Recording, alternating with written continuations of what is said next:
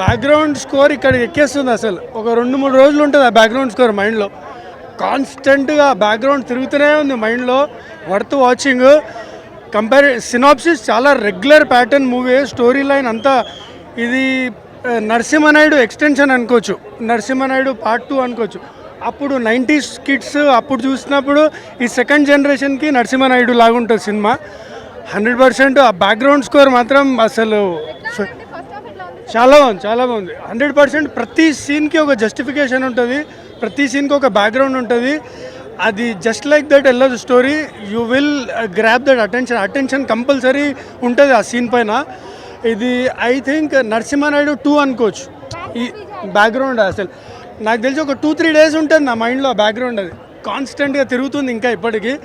100% worth watching. ఇప్పుడు game చేంజర్తో compare చేస్తే మాత్రం 100% నాకు డబ్బులకి న్యాయం జరిగింది. ప్రాబ్లీ అంటే ఇప్పుడు దీనికి లిమిటేషనే లేదు. ఇంకా ఇప్పుడు ఇంకో సినిమా ఫెయిల్ అయిపోయిందంటే ఇది పోతూనే ఉంటుంది. ఇంకా దీనికి లిమిటేషన్ లేదు, ఇక్కడ ఆగదు. ఇంకా నెక్స్ట్ మూవీస్ ఏం లేవు కాబట్టి అట్లీస్ట్ ఇంకో 2 వీక్స్ నడుస్తుంది గ్యారంటీగా.